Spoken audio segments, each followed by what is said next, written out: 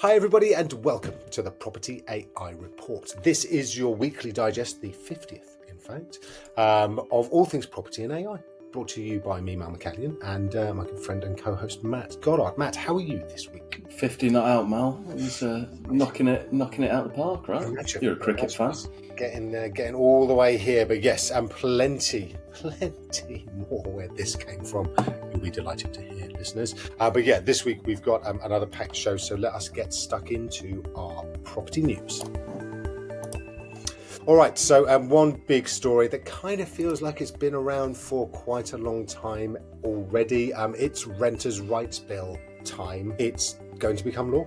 It's been voted through. And what does that mean for the industry? Matt, summarise. Oh, wonderful, thank you very much. So it's received royal assent on the 27th of October, didn't it? And it's key points really, and obviously it's been speculated on and bounced around and ping-ponged back through Parliament, but Section 21s are no more.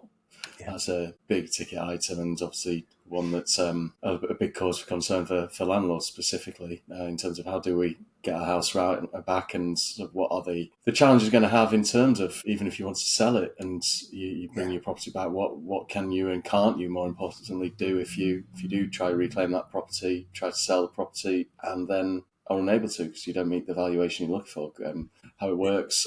Rent controls coming in and no rental bidding. So some of these things we've seen come through in the Scottish lettings industry and also Wales previously, but actually, in fact, Ireland's got rent controls, hasn't it? But now they're here in England as well. Rent in advance capped, so it's 1 month maximum, so no more 6 weeks upfront or whatever, 6 months even if it's students or overseas and you haven't got a good credit rating. So it's one that potentially is going to impact potential tenants as well as much as anything, that you're not going to be able to say, look, I don't have a credit rating, but here's some cash in advance. Obviously, exactly. Go through all your anti-money laundering checks to prove that it's yours and such like. And then pets are permitted by default. So maybe a positive for me if we ever decide to rent somewhere and take the dog with us.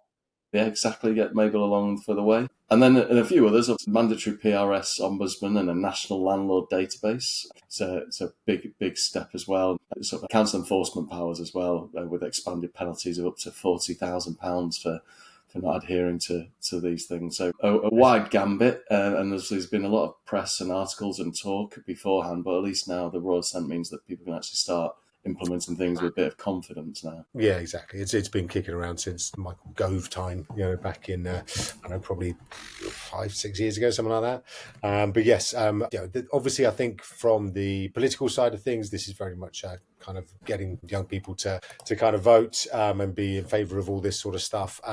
They claim it's rebalancing in kind of favour of tenants and so on, and that obviously remains to be seen. If all landlords exit the market, then that's going to be a problem from a rental value point of view, which is not an insignificant challenge that we've got already. But yeah, like you say, it's here, and actually now we can work with it because we know what it looks like, the shape and size of it, and actually that means that everybody can kind of finally sort of get to grips with what they are going to need to do. It does seem, anecdotally speaking to agents, that some of the more accidental landlords are leaving, but some of the more professional or serious landlords are actually getting even more involved because they're able to deal with all of the different administrative burdens that are coming down the track. So, I think it will be a reshaping as any regulatory change is of the industry, but there's opportunities there as well as challenges. And I've heard a lot of agents, lettings agents, particularly letting specialists, actually kind of saying, almost rolling their sleeves up and going, all right, well, look, this is an opportunity, let's get stuck in. So going to be interesting to see how it all plays out. But yes, certainly a big moment. And I don't think that they've actually still given us the actual They haven't. So local authority powers are coming in December of this year, but the actual new tenancy system and everything that comes with that is being broadly touted as 2026, which is quite... That's great. So it could be 11 weeks away, or it could be 63. All of the above. Exactly. So yeah, look, I'm sure we shall briefly return to it. It's not our favourite subject, is it, Matt? Really? But yeah, I'm sure as it goes through, we will be just keep an eye on it, and obviously anything that good that comes out of it, and any kind of great ways that agents are using it, we'll obviously cover that as well. All right, so that's our first property news story, and we did just want to dip into. There's been a lot of kind of talk around AI search out there, and various kind of how do you get your website up and running. Obviously, the Home Search and others are out there pushing some products and services, which I think is just I think it's worth having a little sort of double click on this, because AI search is, as I think many people agree, if not most, is going to grow and grow significantly. And I think that the ability of agents to be able to match their listings and their website traffic and all that sort of stuff to what AI is looking for, what ChatGPT and Google Gemini and others, particularly agentic search, is trying to find. Consumers are going to be much more kind of garrulous about what they really want, right? They're going to actually be kind of articulating all of the different facets of their lives and being able to find properties off the back of that. So I do think that products and services that do emphasize how you can get your website up to scratch and how you can enable it to be discovered better, I think these are all good things, and everybody should be thinking about this sort of stuff. I often think as well, though, that there is this, and again, I think it was mentioned in the Home Search article this morning by Giles Elwood. It's very much like SEO in the kind of early days. It's a little bit sort of Wild Westy. It's difficult to understand or to know what these algorithms do and how they are going to map into your website directly. So, obviously there are various different ways of trying to address that. But I don't know if you've got any kind of thoughts, Matt, on what is kind of coming down the track from the AI search perspective. But for me, it's very much almost a pyramid. You've got your, let's say, traditional SEO across the bottom as a very broad base, and then you've got your sort of generative engine optimization sort of stacked on top of that. And so quite a lot of things you would do historically to make sure you were at the top, very good reviews, well-structured listings data, local area content and authority in terms of the local area. That all comes together to make sure that you are prevalent at that front end. And I think the point that was made in the article this morning is it's supplementing for these large language models, not just your property descriptions and attributes, but then bringing in alongside that the local area search, the things about the council taxes, distance to train stations, all the things you're probably doing on your website anyway, but actually bringing that together as a data set that's then being fed out there for these large language models. And some of these companies that are doing that for you, such as Giles, and there's another one called LM.ai, which I think is Canadian, are actually pulling those data sets together using your listings. I do wonder, yes, they're getting out there and they're sort of enriching your data set for you and helping the large language models pick that up. But if actually you're doing that on your own website as well and working with sort of AI-related portals who are doing that, where your brand is still front and center, that's quite a big key. Because if you think about a marketing schedule, these companies, the large language models, are looking for that sort of domain authority, that first publisher first, that view of your data set. So making sure you've got those things on your website, that the things around your Google Maps listings and all the basics and fundamentals are in place, then you can start going up. There's no point rushing to use some of these new data enrichers if actually you haven't got your own website working, you're not doing reviews, that your last blog post was from 3 years ago. You need to be that authority on these things. So yes, companies are coming along and helping in this Wild West age that you just referred to, but you do need to make sure you've got those fundamentals nailed down as well. Yeah, and I think that's so true. It is still the case, I would argue, that people don't go to agents' websites specifically to find property. That property search function is not necessarily the thing that they want to do. And if for example, they're on ChatGPT and then they're popping off to one agent website, coming back, popping off to another agent website, coming back, that experience is not great for a consumer. But to your point, and again, I'm sure these are covered by many of these companies, to have that. To be able to answer the questions that the AI is looking to answer. I was speaking with an agent, a really good agent who has always been top of the kind of organic search on Google, and then suddenly with AI has fallen away. And if you ask AI, ChatGPT, who the best agent in this particular town is, then that they're not in the shortlist yet on Google. They're really, really high and always have been. And it's, and doing some research with them and talking with them, a lot of it is around, they don't answer the question on the individual pages. So, for example, let's assume, and it's not, it was Basingstoke, then actually being able to have someone on the site that says, we're the best agent in Basingstoke according to these reviewers. And actually on that page, then have the reviews, have testimonials, and all of the answers to that question within your branch page. That's really important. So yeah, look, I think that anything that you are looking at, keeping in mind, particularly when you're redesigning your website, and that's costly as well, to make sure that you are thinking about, as you said, the GEO side of things, the generative engine optimization is going to be really important. But the kind of caveat is always that these, just like Google used to change its algorithms kind of suddenly, and then everybody would go, oh my God, we got to start over again. And then, then a whole new team of SEO experts would come in and say, right, this is what you've actually got to do. I do wonder whether trying to optimize your site repeatedly for all of these different AI models is going to be quite a challenge. So again, as I say, be thinking about it. Make sure that you have in mind what you need to be doing on your website. If you get stuck, guess what? ChatGPT is amazing at doing this sort of stuff. It will actually review your website. So you can actually put in your URL and say, look, what is it that I'm not doing that I need to do to ensure that this is being discovered by AI, by ChatGPT, by Gemini, etc. And actually it will give you some really good deep ideas of what to do. So it does indeed. And it's actually, it does and it doesn't. So, like obviously ChatGPT's now got your straight talking prompts and you can sort of get started on that. Then you've got agent mode, but there's things that you can now be implementing to sort of really help. So, make sure you've got sort of your schema.org in there, that you're looking at having APIs.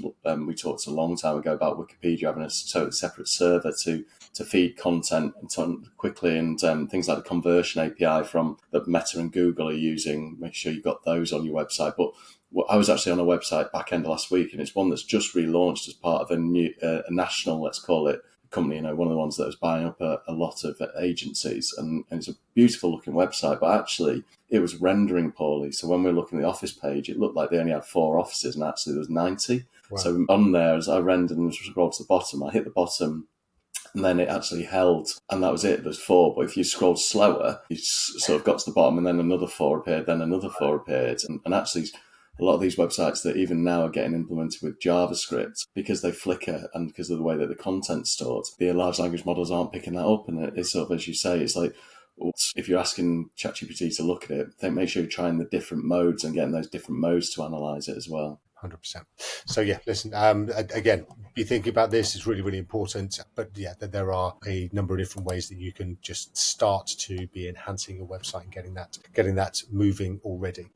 All right, next story in our property news, we're going to talk lettings again, and this is particularly Foxtons lettings. So there has been a sales slowdown. I think everybody that I'm speaking to, every agent I'm speaking to over recent weeks is certainly feeling that burn. But the lettings side of Foxtons has kind of offset a lot of that, right? Exactly. It takes me back to 2008, this one, when obviously the financial crisis hit. Maybe a bit more extreme than anything, but I think it's quite a nice bookend from sort of talking about the Renters' Rights Bill at the start and how that consolidation, there's a lot of people moving in, and we're becoming a bit more European maybe in terms of having these big investor landlords with huge portfolios. But actually those companies that invest in their lettings book, their rent book, a lot of the acquisitions and the M&A that goes on is valued around the rent books. And actually for us, way back when I was at Foxtons in 2008, it was the rent book that pulled us through. John had just sold. There was caveats on the loan that had been utilised by BC to buy the business. And on the sales side, everything obviously went through the floor, and we were missing caveats on the loans, and it's actually the strength of the letting book that pulled the business through that quite painful time. We had some long, difficult days during that period, and it's sort of having that strong rent book that Foxtons obviously built with not just organic growth, but the acquisitions of Low Thompsons and people like that is helping them during this slower market. And we talked a few weeks ago that a certain street in South Kensington, I think there's 85 sales listings and only one of them's under offer. And that's obviously in a prime central London, but that's very much the Foxtons stomping ground. And I don't think you'd be talking to too many businesses where when sales is slowing, it's the rent books that obviously help balance that. And it's the companies that maybe don't have that well-balanced portfolio that that do really struggle during those times. Yeah, I think that's right. I have heard that there is a little bit more of sales multiples kind of coming back into business valuations slightly, and that perhaps next year that might increase more. But yeah, as you say, the real sort of spine of any valuation of any agency right now it remains lettings. So yes, I'm keeping that rolling, paying attention to what's happening with the renters' rights bill, and making sure that you're in good shape. If that is the focus of your business, I think it's going to be really important into 2026 and beyond. All right, that is our property news for this week. Let's get stuck into some AI and tech news. All right, so we were talking last week about OpenAI's Atlas. Now, Microsoft has launched its version onto its Edge browser, and it's Copilot is what it's called, because everything from Microsoft is called Copilot. It's supposed to be pretty good. I mean, I'm old enough to remember the days of Internet Explorer when Microsoft absolutely bossed the browser market, because basically it was kind of the only real kind of game in town before Google Chrome came along. So yeah, this is their attempt to reclaim that Edge in it. Very good. And I think it's always worth stepping back and thinking with these as well, is that everybody these days uses Chromium, don't they? Yeah. Your OpenAI Atlas, even though they try to hide notifications of it, for everyone's benefits, or those that haven't covered it before, is Chromium is Google's free open source version of Google Chrome that a lot of people utilize to then build out their own. So OpenAI Atlas was on it, Perplexity, Comet, and then Edge as well uses this. But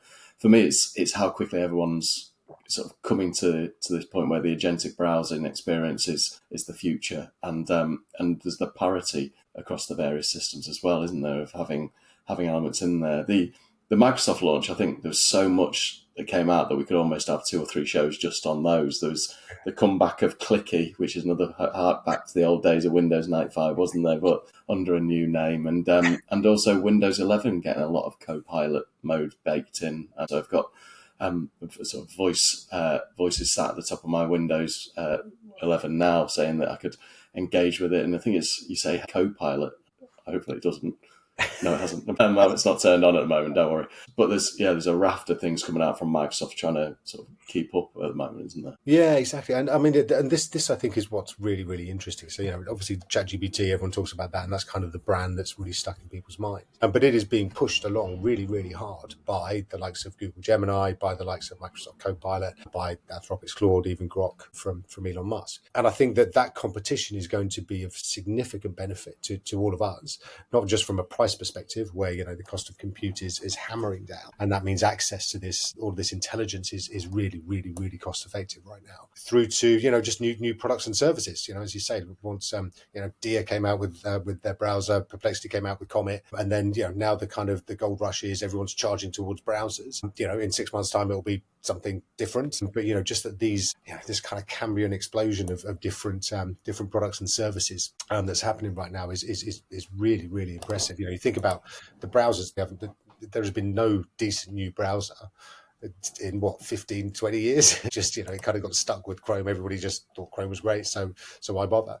So yeah, the fact that now there are 3 or 4 or 5 new ones is huge. So yeah, I think there's going to be lots more that this competition is really, really pushing. And you see Google dropping Gemini into all sorts, and we'll come on to our tool of the week later as well. But Gemini is now into all of your Google Workspace. It's now coming onto Google Sheets and various other things as well. So yeah, it's just constantly evolving, and there are so many new uses for it that I think it's going to be great for all of us. So that's the browser wars, as I believe people are now calling it. Next up, we're going to have a quick look at a kind of quite a niche story, but an important story. This is so Cloudflare. I think about 30% of internet traffic goes through Cloudflare, although you probably wouldn't even notice. But basically, these guys are the ones that are helping websites to block AI. Is the first thing they're doing, and obviously that's perfectly legit and absolutely fine. And we think that some of the portals out there, perhaps Rightmove, are using this technology to block AI from actually going and crawling their website. But what he's also talking about now is Google. So essentially, when an AI goes and tries to get information off a website, it's looking at a number of different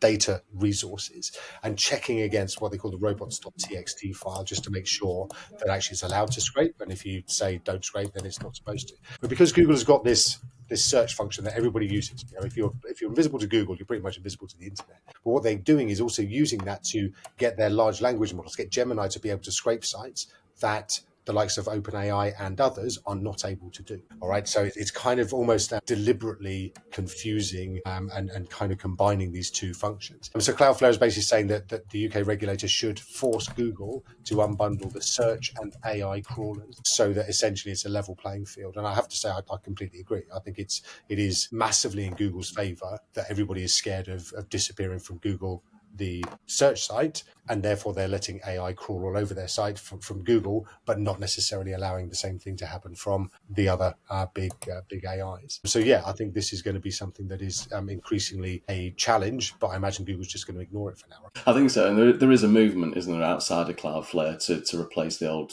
robots.txt, or at least supplement it with something that says, look, we're going to block this kind of traffic, but allow through others. Otherwise, all these agentic browsers we were just talking about are suddenly null and void, and all the agents that we talk about being built, or the agentic AI, again, gets throttled, for want of a better word, and blocked out. So it just gets left to humans to, well, at least we have something to do in the future, right? But there does need to be a shifting of those standards, and Google may well battle against it. And I'm sure that, how long did they go through the courts dealing with the whole you need to sell off Chrome piece? It was like 3 or 4 years.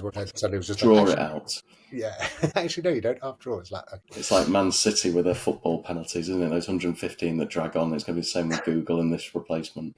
Yes, not penalties like that you take during the game, but yes, the FIFA arguments about it there. Yes, where they get all the money from, etc. Anyway, let's not digress into that. Although we could talk about that for a long time. So next up, we wanted to just again, this is a slightly slightly kind of legalese conversation, but really important. Dry. So it's one for you, Mal. Thanks, mate. That's very kind of you. So OpenAI has completed its for-profit recapitalization. What does that mean? Why is it important? OpenAI was originally set up as a not-for-profit. Elon Musk, Sam Altman, and various others involved. Elon Musk went off in a strop because essentially they wouldn't allow his Tesla to take over the OpenAI tech. So, and he's basically been fighting attempts since to make OpenAI a for-profit, so that it can now make loads of money, reinvest all that money, blah, blah. And it's got billions and billions of investment, has OpenAI, on the back of they have to be able to convert to a for-profit, otherwise all of this disappears.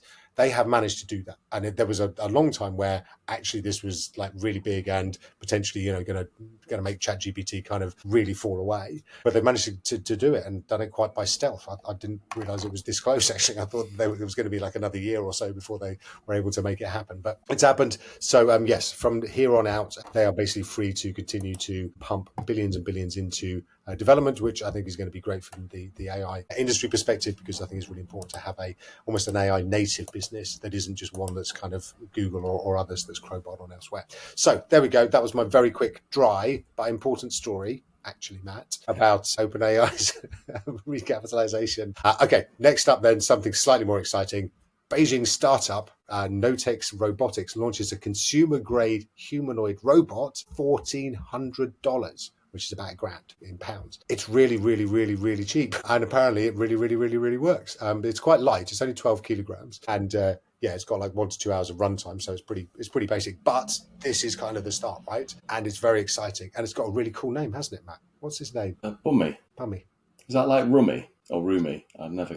It's BUMI, which for the childish amongst us could be considered amusing, but actually is clearly not. So yeah, we've got this is, I think, really significant, because what we're starting to see is scaling up of these assistants, these helpers. And look, this is probably the equivalent of, your iPhone 1 or 2, which didn't have, the App Store and didn't have anything particularly groundbreaking from a content point of view, but the form factor was the thing, right? It was touchscreen. Everybody up to that point had been using their BlackBerries and, very carefully pointing their fingers at typing. And then this touchscreen came along and everyone was like, that looks really cool. So yeah, I think that these are the kinds of moments that are really going to supercharge these things. I still think we're some years away from my mum getting one. But yeah, I think for now, this is starting to really sort of pick up steam, and particularly from China, right?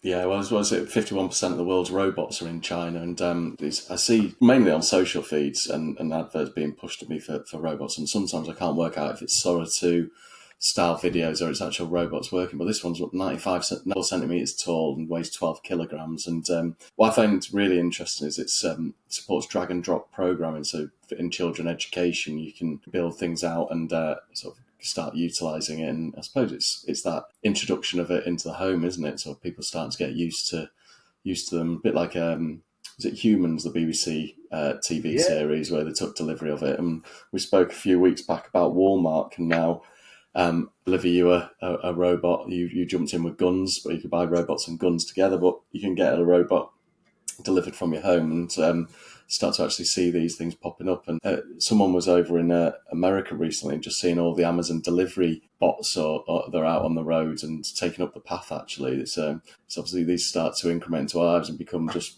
sort of that's the way it is at some stage, don't they? Absolutely, and there's an Amazon story out actually this week that wasn't necessarily going to be covered, but yeah, what they're saying is, yeah, exactly. So this is going to help people who are doing deliveries to take a significant amount less time to find where they need to leave the package and all that sort of stuff, and which door is that your particular door. So that's one thing. And then also the robotics in their warehouses. They reckon they're going to get rid of 120,000 jobs. It's going to save something like 30 cents per delivery item. That sounds like it's quite only a little bit, but that's billions and billions and billions off the costs because they've got apparently 3 distinct types of robots that they're introducing to their warehouses. So yeah, look, this, like you say, it is going to become part of everything that we see. We're going to get shortly in London Waymo taxis that are driverless, and that's going to be pretty exciting as well. So yeah, all around we're suddenly going to start to see these things crop up, and I imagine it's going to be one of those things where for like the first week everyone goes, "My God, that's so amazing," blah blah, and then like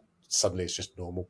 And I find those last 100 quite interesting because there was an article a few weeks back about the army starting to get these new goggles as well, wasn't there? Where basically the goggles create an AR, augmented reality view of very much like you would have on Splinter Cell or Call of Duty or something. So a heads-up display of the map and where you are, where your colleagues are, a view from behind you, all these different ones. And people are saying, well, that's use in war. But you think about it in terms of the fire service or the police or ambulances or even Amazon with these last 100. It makes me think, actually, yesterday we got a delivery in the afternoon and the guy had one of those big orange flexible Amazon bags that they deliver things in, a bit like an Amazon-style Santa sack, and handed over whatever cakes I'd delivered this time. And when I went out to take Mabel to the park, the orange box is still there. So he's finished his deliveries and just sacked off the box. And do the smart 100 glasses help remind him to take that box home with him? I think it will, because that's not good. Amazing saving. Jeff Bezos will not be happy with that. But well, we know he listens, so he'll be picking that up and coming around to Caldecott Road later to get it. That's right, get all the information for sure. Good. Well, that is our AI and tech news for this week. Let us just take a little detour into our AI tool of the week.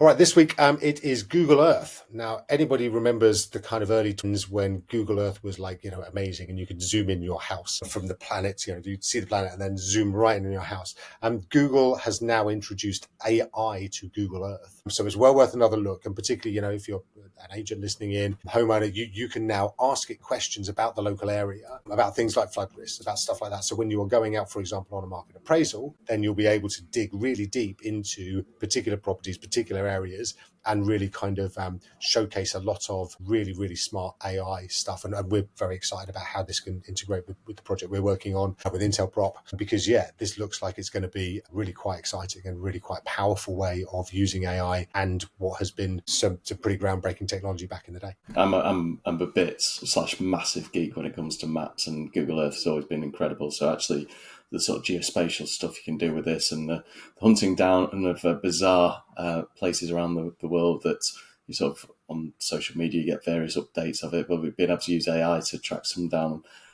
Very obviously lots of use cases you just said for people at work, but also for geeks like me. Yeah, it's amazing. So go have a look at that. It is Google Earth AI. All right, and we are going to just dip very quickly into our weird AI of the week as well. Now, Matt, this is one for all those runners like you. What have we got? It's Nike's latest shoe that basically uses robotics to power you. So it's we'll have to pop it in the show notes. But basically, it's a trainer that's coming out next year. But then it has sort of a contraption, for a better word, on top of it that looks like a 1990s/early noughties football shin guard to help basically power your run. So basically the tagline is anyone with a body, so walk or run faster and further. And they're actually going to be looking to commercialise into tech. So I know you get up and go for a run most mornings, Mal, like I do, and this means that rather than it being 12.5k that I can do once a week along the River Thames, maybe I can actually do that 12.5k in just half an hour before the pod each week. 100%. Yeah. So it's basically like a bionic leg.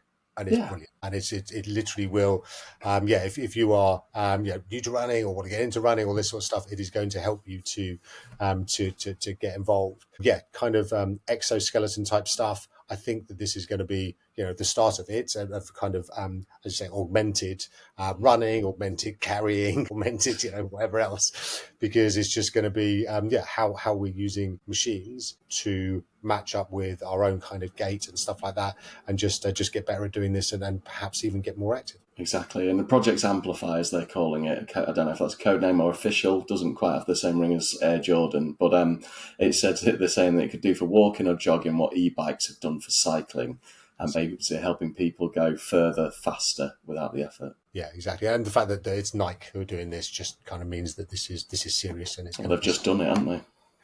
They did. Well done. Bravo. All right. That is all we have time for this week. Thank you so much for listening in. And we will be back again next week, where we will be trying to come live from EA Masters. But we may not be able to because it's going to be really, really busy, in which case we'll be doing it on the Wednesday morning. Yeah, and reviewing the EA Masters. So if you've not got tickets to EA Masters, go get them. It's going to be amazing. There are 1,000. I think it might actually be sold out now. So if you haven't got one, you might need to go begging to the suppliers who you know and work with to get one. Absolutely. We are eminently bribable. No, we're not. Sorry, can't say that. We don't have tickets. No, absolutely not. But yes, look, I hope to see many, many, many of you there. It's going to be a great, great day. That's next Tuesday, the 4th of November. But yes, if we don't see you there, then we will speak to you very shortly afterwards on the podcast. So listen, Matt, thanks very much indeed. Good to catch up. Likewise. Have a wonderful week. Take care. All right. Enjoy. And we will see you next week. All the best. Take care. Bye.